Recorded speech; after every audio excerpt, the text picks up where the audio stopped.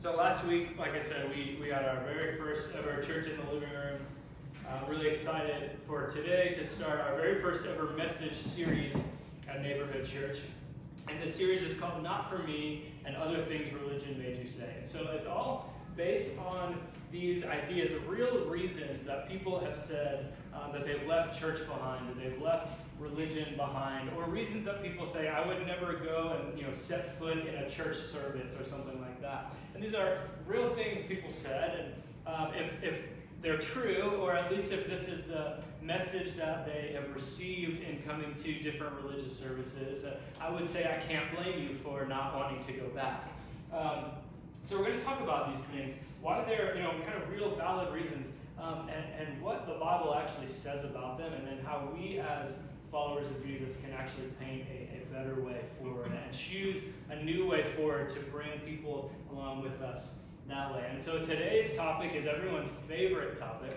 We're going to talk about money. Don't you love it when someone tells you how to spend your money? No. I remember several years ago, probably eight or so years ago now, when Victoria and I were going through Financial Peace University. It's like a kind of a biblically based financial training program, I guess. Dave Ramsey is the guy who wrote it. He teaches it through videos. I remember I didn't even like when Dave Ramsey was telling me that I should choose how to spend my money. And he wasn't even telling me that, you should spend it this way. It's just like, you should know where you're spending your money. I didn't really take too kindly to that. But here's the thing. This is a real reason, probably the top reason right in our area why people say, either I'm leaving religion behind or I would never go back. It's that religion is all about money. And again, if that's the message that you've heard, I can't blame you for not wanting to come back. But I want to talk about, is this true? Is religion really about money? Maybe more importantly, should it be about money? What does the Bible have to say about that? And kind of dig deeper into that. Before we even get there, I want to kind of untangle a couple of thoughts, untangle a couple of ideas and pull them apart that I think often lead to some confusion. So we have two ideas. The first is religion, this idea of religion. And when I talk about religion, what I really mean is kind of the list of checkboxes that says, do these things, don't do these things, and you're good. You can kind of earn your place before God. You can earn your spot in heaven, whatever that might look like. So that's kind of religion. On the other hand, we have this idea of organized religion. Organized religion, simply put, is just a group of people who believe similarly coming together to worship. So as disorganized and chaotic and maybe a little silly as church in the living room might feel, this is organized religion, what we're doing right now. So my hope for this series, for this morning and this series is to untangle those two, because the confusion between the two leads people a lot of times to abandon both.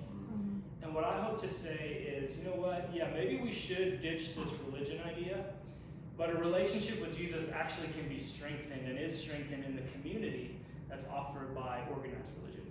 So my hope is that we kind of pick up on that today and throughout this series. And I think it's so interesting that money is so important to us. That people will say, I'm not going back because religion's all about money. What you don't hear people saying is, I'm not going back because religion is all about helping people. Or religion's all about healthy relationships. Right? Religion's about love. I'm not doing that. Nobody says that. How about this? Religion's about justice. Or even this one, I think this is where it really gets interesting. Nobody would say, I'm leaving because religion is all about generosity. But when we say it's all about money, we go, I don't think so. And those two are actually really closely related, but when the message that is received is really focused on money, I can see why that would be a problem to a lot of people. That would be a problem to me. The thing is, money has been, I would say, overemphasized in religion and church circles, Christianity included. I'm not trying to say, we've always got it all together. It's been overemphasized at the expense of other things, like justice, I would say, is often one of those, unfortunately. And it's also been weaponized. If you've ever heard someone say, if you should give this much money, and if you don't, I can't guarantee your eternity. Or if you don't give at least this much money, God's probably not going to bless you in return. So it's kind of been weaponized. And not only that, it's also been used in a lot of religious circles for power and corrupt gain and those types of things. So money really is a problem. The other thing to kind of, I think, bring it closer to home for us is that money is really personal. This is what Jesus had to say about money in Matthew 6:21. This is part of the Sermon on the Mount. Jesus' kind of most famous message that he preached, the longest continuous quotation of Jesus that we have in the Bible. And this is what he says. He's talking about money here. He says, "For where your treasure is, there your heart will be also." If we really dig into this idea, there's a lot we can pull out of this verse. The first is that where your treasure is, your heart will be also. That has to do with the destination of our money. I think if we think about it really simply, we care for what we pay for. So if you buy, I'm thinking of this example because I'm looking at Toto, but I know nothing about this. If you buy yourself a new motorcycle, brand new, shiny thing, you probably don't even want to take that like out in the rain for a while. You're gonna, even if somebody's really experienced with a motorcycle, you're probably gonna think twice before you let them borrow it. You're gonna obsessively wash and wax and polish that thing to the point where it might sit in your garage for a couple of months because you don't want to get dirty, right? You care for what you pay for. So it's not just the destination, that's part of it, but it's also the source of our money. We take pride in where our money comes from, our job. I find my identity in my education, this promotion that I just got. So our heart is kind of with the source of our money too. And this is a problem for us. And so this really gives us God's view, Jesus' view of money and religion. And what's really important to his view is this word highlighted here on the screen, this word heart. The Greek word, so the New Testament was originally written in Greek. This Greek word for heart here is cardia. So you can kind of hear where we get the word cardiac from, it having to do with the heart. But this word is much broader and deeper in meaning than our cardiac. So remember, we got cardiac from this word. They didn't, not the other way around. That's important. This word's much, much deeper. It has to do, yes, with kind of the center of physical life. It also has to do with kind of the inner self. If you think about desires and the will and your intentions, your hopes even, it also has to do with, even we might call it today, the soul. So it's not just the center of physical life, it's the center of our spiritual life. And so Jesus is saying, where your treasure is, there the seat of your physical and spiritual life will be also. Why does this matter? Because God doesn't want you to hope in your money. He wants you to hope in him. And that's not a kind of a mean thing to say, oh, your money doesn't matter, it's absolutely not important. What it really means is Jesus is saying, if you hope in your money, that hope is fleeting. That hope will pass away. You could lose it all today or tomorrow, and it's gone, and your hope has died. But if you hope in me, your hope's eternal. It's never going anywhere. It's immovable and unshakable. Your hope will last forever. And so he's not really interested in your money. He cares much more about your cardia, your heart, your soul. And I think when we find our hope in our money, when we put our heart where our treasure is, and that's not having to do with the things of the kingdom of God, I think we really have to ask ourselves, has our heart been changed? Why is our heart pursuing those things? Because he's not so interested in your money. He cares more about your cardia, your heart. And so Jesus really, especially when it comes to money, is not interested in a set of rules. He's not interested in saying, spend this much here, and give this much to the church.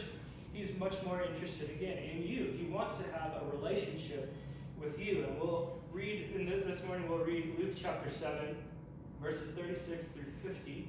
And Luke, I mentioned this last week because we were also in the Gospel of Luke. Luke's a guy who, about 20 to 25 years after Jesus' death, so their lives probably overlapped a little bit. We're not sure if Luke ever met Jesus in person. But Luke did his own research on the claims of this Jesus guy. Who was he? Was what he said about himself true? Is what other people are saying about him true? Was he really God? Did he really die and come back to life?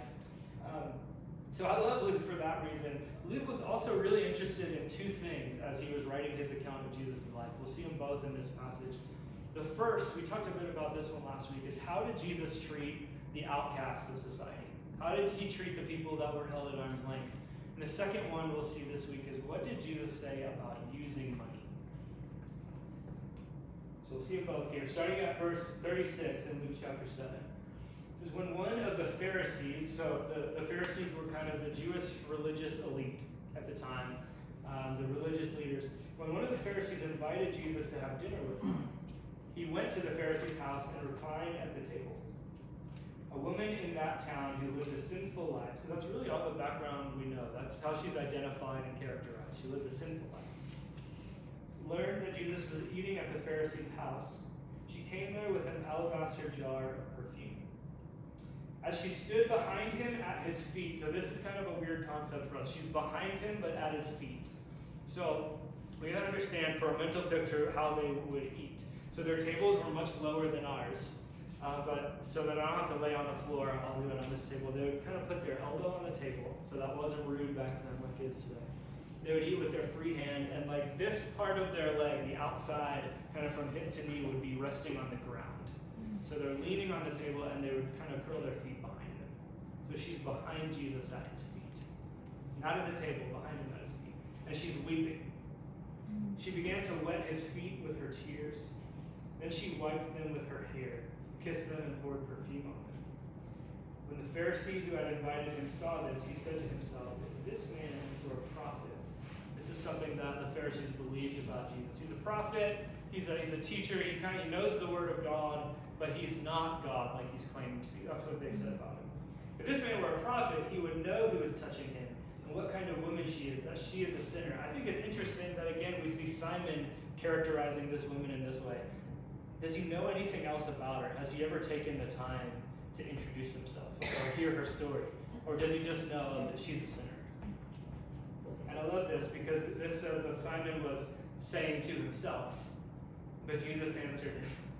He talks back, even though he's talking to himself. Jesus says, Simon, I have something to tell you. Tell me, teacher, he said. So again, this is kind of a display of a little bit of respect, like the very, very base level, because it's like I could look at, I'm a Penn State football fan, I grew up in Philly, went to Penn State. I can look at Penn State's football coach, James Franklin, and call him James Franklin, or call him Coach Franklin, right? It's just a kind of it's his title. It's not that he's my coach, I don't have to listen to him, I don't have to care what he says. That's kind of the way Simon is using the word teacher here with Jesus. And so Jesus tells a story. He says, two people owed money to a certain money lender. One owed him 500 denarii and the other 50. So that's a unit of money, denarii. Neither of them had the money to pay him back, so he forgave the debts of both. Now which of them will love him more? Simon replied, I suppose the one who had the bigger debt forgiven. You have judged correctly, said Jesus. So Simon's a Pharisee. He's part of the religious elite. The Pharisees, this is kind of their deal. They're known for. You have the word of God in this box. And they would say, we cannot break the word of God. We can't even actually go close to it. So just to make sure we never get close, we're going to build a rule here.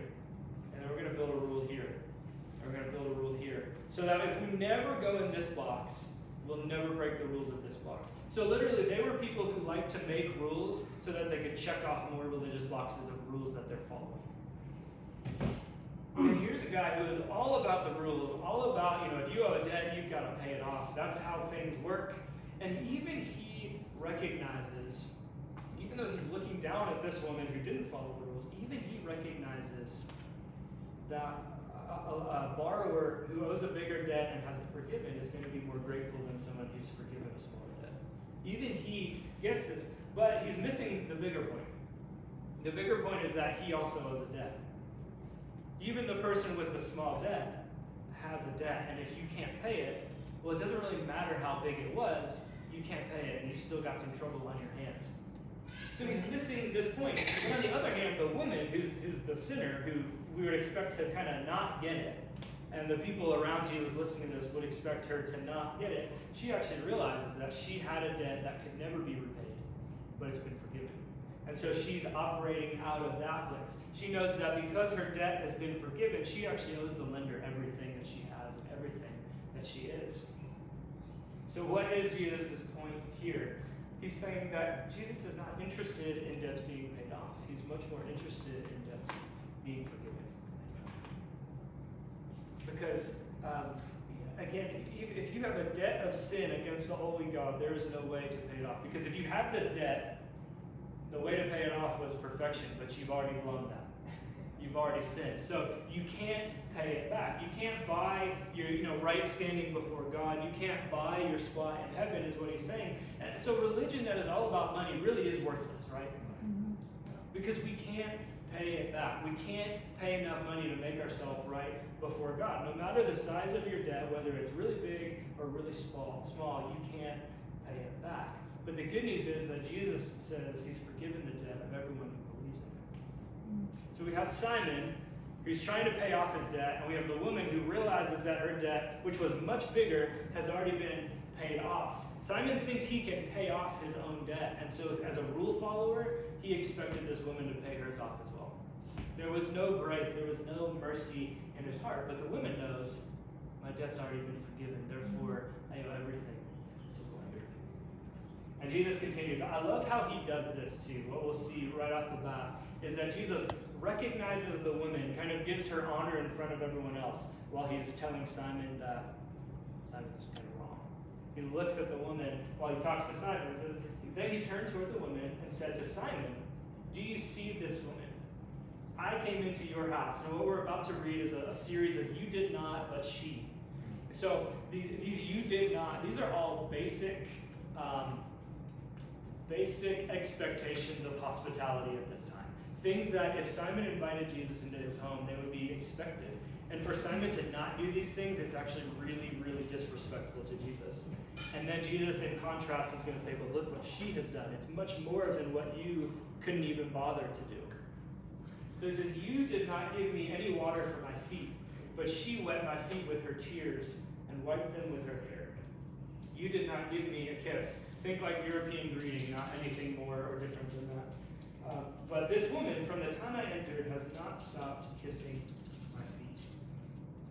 You did not put oil on even my head, but she has poured perfume on my feet. Therefore I tell you, her many sins have been forgiven, as her great love has shown. But whoever has been forgiven little, loves little. To understand what Jesus is saying, it's important to understand what he's not saying. He's not saying that because this woman has done this, because she's been generous, because she's lavished this love upon me, she is forgiven. He's actually saying she is forgiven, and that's why she's doing all this stuff. This is her response. So again, originally written in Greek, where it says, therefore I tell you her many sins have been forgiven, we could actually just as easily and just as accurately read that. I'm telling you this because her many sins have been forgiven. So it's not that the things she did, it's not that her great love earned her forgiveness, it's a demonstration of it. Again, she's grateful to the lender who has forgiven her debt. And Simon, standing there, is still trying to pay off his debt, still trying to earn his way to be right with God. He's still trying to earn his forgiveness with rules. And he hasn't received Jesus into his home properly. He hasn't done the typical signs of hospitality. He hasn't received Jesus because he's too busy replacing him with his rules. Saying, if I just check enough of these rule boxes, I'm going to pay off my debt. I'm going to earn my stance before God. He's too busy replacing him because he loves his rules a lot more than he loves God. Simon, as a Pharisee, obviously would have been expected to say, oh, of course I love God. But he loves his rules a lot more by his actions and by his words than he loves God. So this passage didn't specifically talk about money, but the question is, what does it have to say about money? Clearly there's some treasure being used when we talk about the perfume and those types of things that this woman poured on Jesus' feet. So Simon, again, Pharisee, religious elite, followed all the rules. He would have paid his tithe to the temple. Whenever it was due, he would have made sure he paid the right amount the 10% that he was supposed to pay of all his income. So he would have made sure that his temple tithe was always paid up. But the problem was, no matter how much he paid, he never would have been able to pay off his debt of sin against God. Even though he thought his debt was pretty small. I've lived a pretty good life, a pretty righteous life. I got kind of a small debt.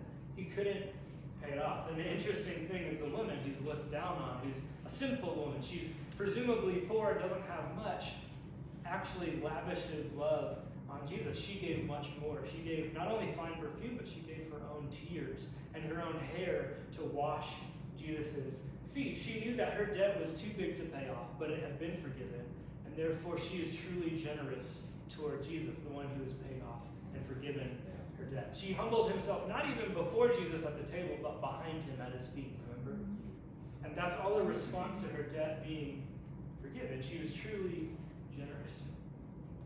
You know, if I'm honest, sometimes I really wish that money, or that religion really was all about money. Because if religion was all about money, I don't mean this to sound trite or rude or anything like that, it's just a reality. If religion was about money, that would be really cheap. It would be really cheap. Because religion calls for everything that we have, but a relationship calls for everything that we are. To give you an example, so I own this home that we're sitting in. I'm a home owner. So if religion came knocking at the door and said, we need to use your house, I would have to say, okay, I guess you can use it. And I would allow whatever event or whatever people, whatever is happening. But the thing is, I can open my doors without opening my heart. So in that case, it's about what I have. It's about this home that I own. But I don't ever have to be anything different. I can just check the box of, okay, religion has used my home, but I don't ever have to grow in hospitality. I don't ever have to welcome people. A relationship calls for everything that we are. A relationship with Jesus changes everything. I think it's really interesting in this story how Jesus allows this woman to do what she does. To wet his feet with her tears, to wipe them dry with her hair, to pour the perfume. There are plenty of examples in the four Gospels, the accounts of Jesus' life, where he'll go and he'll lay hands on someone and he'll heal them, and then he'll say, don't tell anyone about this. So why is this situation different? If Jesus is not about the accolades, he's not about the recognition, why is this different? He's not allowing her to do this for his own selfish gain. What he's actually doing, I think, is he's making a statement in Simon the Pharisee's house. Being a teacher. He's being a teacher, and he's saying, Simon, I am God. He's saying, I have forgiven every debt. I am the one who came to save. Your response is not right. It's not worthy of who I am. But this woman whom you've called sinful, who you said is an outcast, her response is proper. She knows her debt that she could not repay has been fully forgiven, and therefore she acts out of generosity in response because of her gratitude, because she's grateful for what's been done. He's making a statement here to say, what I have done, my saving power, what I have come to do is worthy of everything that you have and everything that you are. She gets it, and you don't. So that's his first statement. And then he makes another statement in the next few verses. This is a big one too.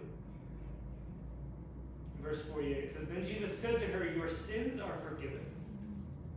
The other guests began to say among themselves, who is this who even forgives sin? There's this belief among the Jews that they held strongly and still do today, and we do too. Only God can forgive sins. So who's this guy who's saying that her sins are forgiven, claiming that he has that authority, he has that right? Only God can forgive sins, and Jesus is standing there like, yup. Yeah, you're right. And then he says it again. It says, Jesus said to the woman, your faith has saved you. Go in peace. Only God can forgive. Only God can save. And he says, here I am. And you've replaced me with your rules. And within a couple of years, we know that Jesus was put on a cross to be the perfect payment of the debt of sin that we owed, that we could not repay against God. The amazing thing is that a holy and perfect and righteous and just God can't forgive debt unless there's a payment for it. So he said, I got it, I'll pay it. So that you can be forgiven, so that you can be right with me, so that you can have a relationship with me. He says, I'll pay it myself, and then he did. He's been perfectly generous with us, to the point of giving himself, giving all of himself unto death as a sacrifice in our place to repay the debt that we couldn't, so that we could be right with him, have a relationship with God. And a relationship like this begs that everything that we are. Not just what we have, but what we are. So we respond to God's generosity with generosity. And I want to spend the next few minutes before I kind of close up and step aside, exploring this idea. Okay, so if we respond to God's generosity with generosity, what does that look like for us? I want to talk about what that means for us as Neighborhood Church, and what that means maybe for each one of us individually. So I'll start with Neighborhood Church. To respond to God's generosity with generosity means that at Neighborhood Church, we're not going to pass an offering plate. For some of y'all who are used to that, it might freak you out a little bit, it might sound really weird. We're not going to pass an offering plate. It's not that we don't have expenses to pay. It's not that we don't have bills and rent and all that stuff. It's just we want to be generous with what God has given us. And we know that sometimes when a plate is passed or whatever it might look like, there's some obligation you might feel. And we don't want it to be about pressure or obligation or I have to do this. That's not what it's about. So we're not going to pass a plate. It's not that we don't have needs. It's just that we want to be generous. Even with a service like this and the music and our time, we just want to be generous. And we don't want to feel that you have to pay something to have heard about Jesus. That's not at all what it's about. So no offering plate, no obligation, no pressure. Here's the other thing. I want to say this, and this is going to sound strong because it is a strong statement. I 100% fully, totally, completely reject the idea that anyone in this room has any right to tell another person in this room how much you should give to a church or to a charity or anything of that nature. That is not what it's about. It's not about your money, it's about your heart. So I reject that idea. And I also want to say that anything that does come in, anything that is given out of the generosity of the people who choose to give to Neighborhood Church, the way we respond to God's generosity toward us is by being generous. We want to be wise and faithful about how we spend any money that is entrusted to Neighborhood Church. So it will be used in the service of our mission, which in Neighborhood Church, we say we exist to lead our neighbors to life-changing relationships with Jesus. That's what it's about. That's what any money given here will serve. And also it will be used to give back generously to the community. Because we believe that's what it's about. We believe it's not just about what we do here, but church actually happens more often, or should happen more often, outside of a building, where we're serving, where we're loving people, and making the community better, ushering the kingdom of God into the place where we live. And I want to say this too. When it comes to teaching and preaching at Neighborhood Church, my hope is that we will talk, and I will talk very, very little about money, but more about generosity. Because money is a thing, generosity is kind of a way of being and a way of living. It's a characteristic of Jesus' followers, Jesus himself, and God himself. And even more than generosity, I want to talk about this idea of stewardship. Stewardship is this idea that says everything that I have actually belongs to God. He's entrusted it to me to manage it wisely and faithfully for his glory and for his kingdom. So this idea of stewardship kind of sits over generosity and especially over money. So that's the start maybe of what this means for Neighborhood Church. I can't go into everything today, but for each one of us, I want to talk about what does this mean to respond to God's generosity toward us with generosity. The first thing we have to do is recognize that generosity has to come from a place of gratitude. Yeah. If we're not grateful to God for what he's done for us, if we don't know what he's done for us, then true generosity is really, really difficult. Giving is a task. Giving is a box that you check and you move on and you say, I've done what I was supposed to do. But generosity is a trait. Generosity is a way that we live. It's something that we continue to grow in as we follow Jesus. It's a way of life. It has much more to do, again, with our cardia, our heart, than it does with our money. And so we're generous because God is generous toward us and has been generous toward us, even to the point of giving himself as the perfect payment for us. And I'm stepping aside here so that Toto and Brian can come up. They're going to, in a moment, lead us in a couple more songs to close out. And as we begin that, we're going to have a short time of reflection. Just to come before God, and there's nothing magical about what this time looks like. There's nothing super special. It's just us spending time with God, talking to him silently on our own, and reflecting and asking him the question. I think this is the question we want to ask this morning. God, how are you leading me to respond to your generosity toward me? And so maybe for you, God is leading you to be generous in a specific place or in a specific way. And maybe that's what it is this morning, and you need to ask him what that is. Maybe you're not to the place of generosity yet. And so the request to God is, God, would you just grow gratitude in my heart? Would you give me a posture of gratitude, and maybe generosity can grow out of that? Or maybe for you this morning, it's just coming before God and asking him, like that song we sang earlier, God, would you just break down the walls of religion that have told me that it's about my money, that have told me it's about what I can give to you, and instead, would you open me up to receive all that you have?